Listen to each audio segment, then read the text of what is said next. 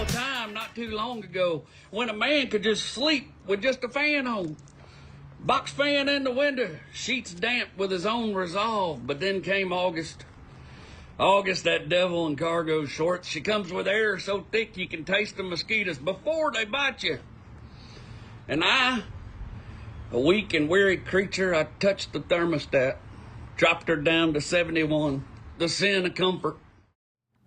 Oh, August in Texas. We can all relate. Welcome back. That was a clip of comedian Jerry Wayne Longmire ranting about his electricity bill like he's reading a William Faulkner novel. That video quickly went viral online for its relatable humor. Yeah, and along with his online following, he now has a podcast, he has an upcoming book, and a show this Saturday at Punchline Comedy Club here in Houston.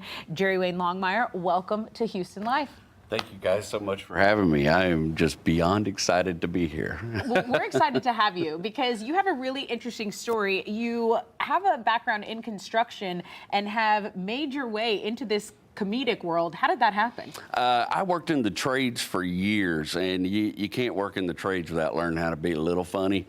And back in 2004, somebody pushed me into it, and I got on stage for the first time. Actually, I saw Ralphie May live. I was a huge Ralphie May fan. I saw him live. After the show, I said, man, I really want to do this. I fanboyed, and he signed my DVD, show up Monday night. And he told me about the open mic at the Laugh Stop, and that was the very first time I went on stage was after meeting him. And a few months later, I was getting to work with him. That takes so much courage. Especially your background, growing up, your dad worked in a junkyard. Were you always telling jokes? Did you always have this passion? No, I always thought I was kind of, I get friends from high school that see me now and they're like, oh, I'm not surprised you're a comedian. I'm like, really? I am wildly surprised because I always felt like I was just this dorky little bookworm, you know, and I had my nose in a book most of the time growing up. And your grandpa, who, I mean, really, were you close to him? We have a picture of you yes. here as a baby. Does he inspire any of your comedy? Oh, absolutely. That's my Papa Clark. My Papa Clark owned the junkyard where the idea for the wrecking yard came from that I grew up in. And yeah, he's a lot of hymns in me. Okay. When we trace your career path, I think it's interesting to look back during the pandemic because we've told stories of people who rediscovered themselves or rediscovered a passion during the pandemic. Mm-hmm. It had a silver lining for you because that's when you started recording and posting these videos online. Yes, 100%. That's when I started social media. What happened was I was doing stand-up full-time for years. Then you have kids and you got to go find another way to make a living because it wasn't paying the bills. And in early 2019, my sweet wife backed me and we said, let's sell the business, let's sell the house, let's move back to Houston so you can pursue comedy full time. The construction company. Yeah, and we did that November of 2019.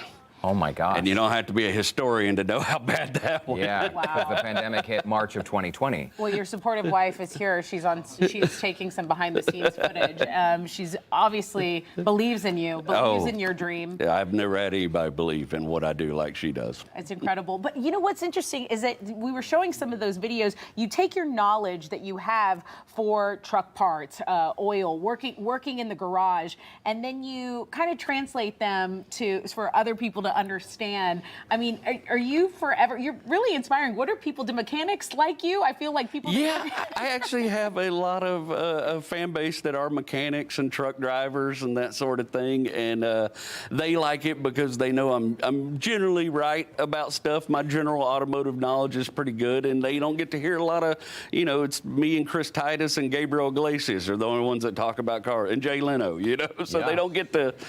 They like that I'm usually pretty on the money about the stuff I'm talking about. Totally. Versatility seems like it might be a critical skill in your field because this video that we showed our viewers about you and the electricity bill, we can all relate to that, but this is a bit that you had actually tried on stage for years, and you were telling us during the break you never felt like it really landed. No, it bombed horribly. Every time I ever tried it, it was too wordy. People's attention spans are short. And you gotta, especially on stage, you gotta build that emotional tension and then get that release. And you gotta do it in as few words as possible.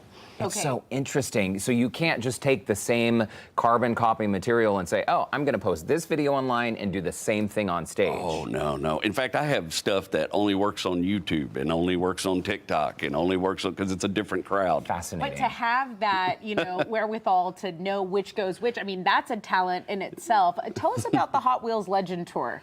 That is one of the things I'm most excited about. I'm a Hot Wheels kid, of course, grew up with that, and they asked me last year to come out and be a judge at the Hot Wheels show.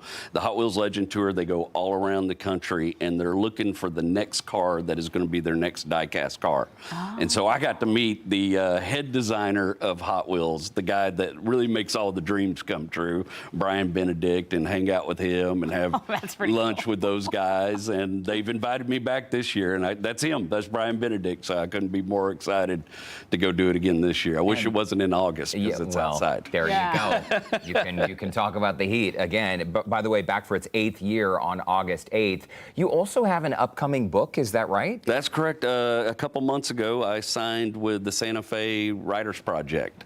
One of their developmental editors went out and started watching my podcast, the first season of it, where it's basically, I just cataloged my life with cars and told stories about my life coming up through Houston. I'm old Houston, and he was just really excited about it. He said, there's a book here, let's do it. And the more we work on it, the better it feels. I just love it. I'm really excited about it. Well, you know what I love? That you're East Texas, but you keep coming back to Houston to entertain us. What can people expect at Punchline this weekend? Because you're gonna tear the stage up. Well, what I'm working on my new special, and we're hoping to film it here in early 2026. It's called The Tipping Point.